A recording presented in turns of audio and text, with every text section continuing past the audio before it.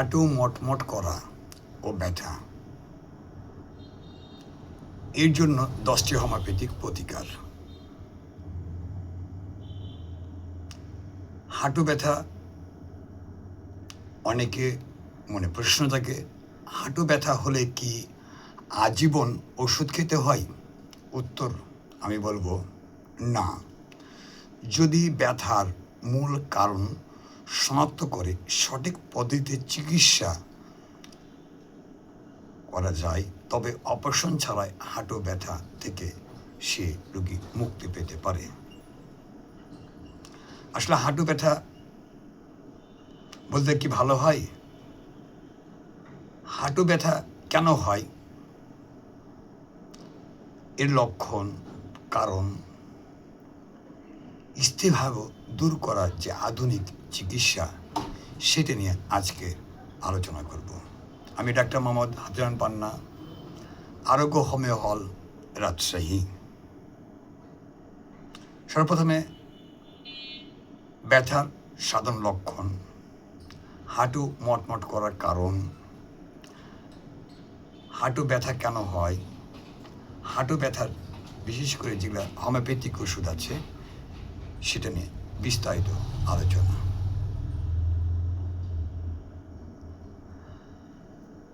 হাঁটু মটমট করা এবং ব্যথার প্রধান কারণ হল অস্টিওথাইটিস, অর্থাৎ অতিরিক্ত ওজন, বয়সজনিত জয়েন্টের ক্ষয় বা লিগামেন্টের সমস্যা। এটি থেকে মুক্তির জন্য আপনার ওজন নিয়ন্ত্রণ, সঠিক খাদ্য অভ্যাস এবং চিকিৎসকের পরামর্শে নিয়মিত ব্যায়াম করা অত্যন্ত জরুরি।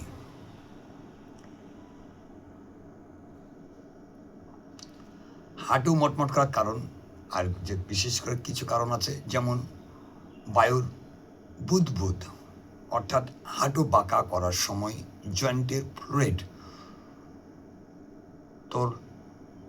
তরলে ছোট বুদবুদ তৈরি হয়ে ফেটে গেলে এমন শব্দ হতে পারে যা সাধারণত ক্ষতিকারক নয়। আবার লিগামেন্টের বা টোটেন্ট, হাঁটু ঘোরানোর সময় লিগামেন্ট বা টোটেন তার স্বাভাবিক স্থান থেকে সামান্য নড়াচড়া করলে এই ধরনের শব্দ হয়। কার্টিলেজ ক্ষয়, অর্থাৎ আর্থ্রাইটিস, বয়স বাড়ার সাথে সাথে হাড়ের সংযোগ স্থলের নরম অস্থির বা কার্টিলেজ ক্ষয় হতে থাকে, যার ফলে হাড়ে হাড়ে ঘষা লেগে মটমট শব্দ ও ব্যথা হয়। এর শান্ত যেসব লক্ষণগুলো আছে, যেমন সিঁড়িতে ওঠার সময় বা বসলে উঠলে ব্যথা অনুভব করবে, সকালে ঘুম থেকে ওঠার পর হাঁটু আড়ষ্ট বা শক্ত হয়ে থাকে, হাঁটতে গেলে বা সিঁড়িতে ওঠার সময় হাঁটু কটকট করে শব্দ হয়, হাঁটু ফুলে যাওয়া বা হাঁটু ভাঁজ করতে তার সমস্যা হয়, সময়ের সাথে সাথে হাঁটু নড়াচড়া আবার অনেক সময় সীমিত হয়ে যায়। এই যে হাঁটু ব্যথা কিংবা কটকট করা শব্দটা কেন হয়? হাঁটু হলো আমাদের শরীরের অন্যতম একটি গুরুত্বপূর্ণ জয়েন্ট, যা পুরো শরীরের ওজন বহন করে এবং আমাদের হাঁটতে, দৌড়াতে বা বসতে সাহায্য করে। যখন এই কার্যক্রমের কোনো বাধা আসে বা ঘর্ষণ তৈরি হয়, তখন আমরা ব্যথা অনুভব করি। এই হাঁটু ব্যথার হওয়ার পেছনে বেশ কিছু কারণ থাকতে পারে। আচ্ছা, এই যে হাঁটু ব্যথার জন্য যে ওষুধগুলো আছে, আমি সেই ওষুধগুলো আপনাদের সামনে এবার নিয়ে আলোচনা করছি। প্রথম স্টেপে বলা যেতে পারে রুটা। এটা একটি হোমিওপ্যাথিক ওষুধ। রুটার সাধারণ লক্ষণ সংক্ষিপ্তটা বলছি আমি।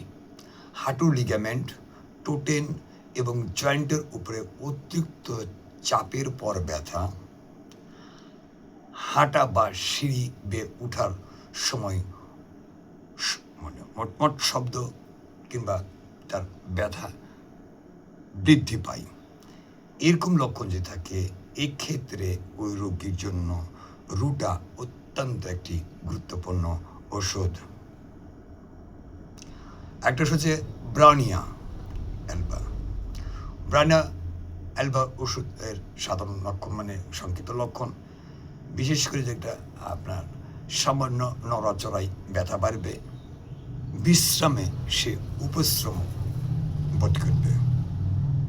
দেখেন একটা সে সামান্য মানে যেহেতু সামান্য নড়াচড়াই তার ব্যথাটা বাড়ে, যার ফলে এই রুগীটা অনেক সময় দেখে যে এক কাজে বেশিরভাগটা পড়ে থাকে, কারণ তার একটু সামান্য নড়াচড়া করলে সে তার ব্যথাটা বৃদ্ধি পাচ্ছে। এরকম লক্ষণ যদি দেখা যায়, সেই ক্ষেত্রে সে রোগীকে ব্রানিয়া অ্যালবা ওষুধটি অত্যন্ত কার্যকর। একটা ওষুধ হচ্ছে রাক্সটক্স। রাক্সটক্সের সংক্ষিপ্ত লক্ষণ: সকালে ঘুম থেকে ওঠার পর আড়ষ্টতা এবং ব্যথা দেখা দেবে, কিছুক্ষণ হাঁটার পর সে রোগী আবার উপশ্রম বোধ করবে। এরকম লক্ষণ যে থাকে হাঁটু ব্যথার, সেই ক্ষেত্রে এই রোগীর জন্য রাক্সটক্স ওষুধটি অত্যন্ত কার্যকরী একটি ওষুধ। একটা ওষুধ হচ্ছে ক্যালক্রিয়া প্রোডিকা। ক্যালক্রিয়া প্রোডিকার ওষুধের লক্ষণ: জয়েন্টের ক্ষয় এবং ক্ষতির প্রবণতা, হাঁটু মটমট করা এবং আড়ষ্ট হওয়া ইত্যাদি। এই লক্ষণগুলো যে সে রোগীর ক্ষেত্রে থাকে, যে হাড় ক্ষয়েছে, সে হাড়টা তার ক্ষতির প্রবণতা দেখা দিতে পারে, এরকম যদি লক্ষণ দেখা যায়, সেক্ষেত্রে সে রোগীকে ক্যালক্রিয়া প্রোডিকা অত্যন্ত কার্যকরী একটি হোমিওপ্যাথিক ওষুধ। একটা ওষুধ হচ্ছে ক্যালক্রিয়া কার্বনিকা। ক্যালক্রিয়া কার্বনিকা শান্ত, সে রোগী অতিরিক্ত ওজন অর্থাৎ মোটা সোটা হবে, তার ওজন বেশ হেলদি টাইপের হবে সে রোগীটা, এবং ক্লান্ত, একটু সে ক্লান্ত হয়ে যায়। ক্লান্ত ব্যক্তিদের, হাঁটুর সব ব্যক্তির রোগী মানে রোগী যদি দুর্বলতা থাকে, মোটা তাজা রোগীর যদি দুর্বলতা থাকে, সিঁড়ি বেয়ে তার যদি উঠতে অসুবিধা হয়, এরকম যে লক্ষণ দেখা যায়, সেক্ষেত্রে সে রোগীকে ক্যালক্রিয়া কার্বনিকা ওষুধটি অত্যন্ত কার্যকরী একটি ওষুধ। আরেকটা ওষুধ আছে কোস্টিকাম। এই কোস্টিকাম ওষুধটা এর লক্ষণ: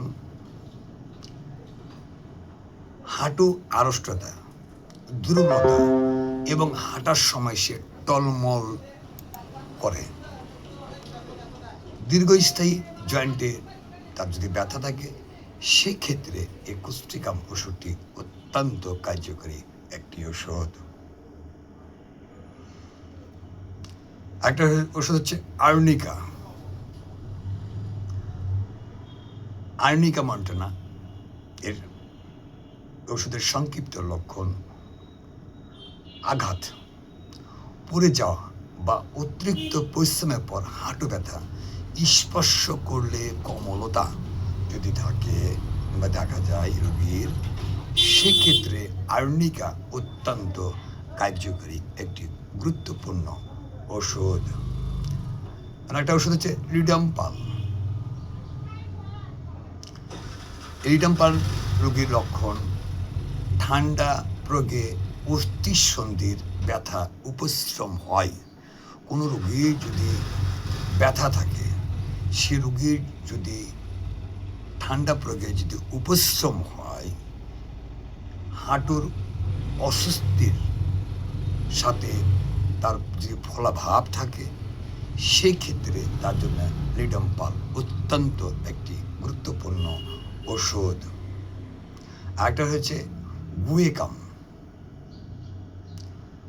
গুয়েকাম অস্থিসন্ধির তীব্র আড়ষ্টতা এবং ব্যথা, হাঁটু তার ভাঁজ করতে অসুবিধা হয়, তার হাঁটু অস্থির সন্ধিতে তার এত তীব্র ব্যথা এবং আড়ষ্টতা যে সে রুগী হাঁটু ভাঁজ করতে তার সমস্যা হয়, এরকম যদি লক্ষণগুলো দেখা যায় সেক্ষেত্রে তাকে গুয়েকাম ওষুধটি তার জন্য অত্যন্ত কার্যকরী একটি ওষুধ।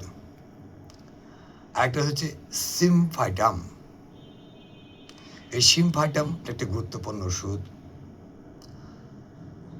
হাড় বা অস্থির সন্ধিতে আঘাতের পর যদি ব্যথা থাকে, আমি আবারও বলছি, হাড় বা অস্থির সন্ধিতে আঘাতের পর যদি ব্যথা আরোগ্য লাভের সময় সৎ প্রতিকার হিসেবে কাজ করে, কোনো রোগীকে যদি আপনি ব্যথার ওষুধ দেন, সে রোগী যদি ব্যথা যদি ভালো হয়ে যায়, এই সিমফাইটাম ওষুধটি তার প্রতিকার অর্থাৎ পরিপূরক হিসেবে এই ওষুধটি কাজ করে। আচ্ছা, এই গেল ব্যথার সংক্ষিপ্ত হাঁটু ব্যথার ওষুধ। আমি একটা কথা বলে রাখি আপনাদেরকে, বর্তমানে আমাদের দেশে বিশেষ করে বন্ধ রোগী অতিরিক্ত সমস্যা দেখা দিচ্ছে, অনেকের বাচ্চা হয়েছে না, হতাশার মধ্যে আছেন, বহু জায়গায় চিকিৎসা সুফল পাননি। আমি তাদেরকে বলবো, আপনারা আরো ঘুমালে আসেন, চিকিৎসা দিন, আল্লাহ সহায় থেকে অবশ্যই এটি সম্ভব। যে আমার একটা কথা বলে যাই, আমার এই চ্যানেলটি কে কোথা থেকে দেখছেন, কোন জেলা থেকে দেখছেন, লাইক কমেন্ট করে জানিয়ে দিন। যারা এখনও এই চ্যানেলটি সাবস্ক্রাইব করেননি তাদেরকে আমি সাবস্ক্রাইব করার জন্য অনুরোধ করছি। আজকে এখানে বিদায় নিচ্ছি, আগামীতে অন্য কোনো ওষুধ নেবে আবার আলোচনা হবে। সবাই ভালো থাকবেন। আসসালামু আলাইকুম।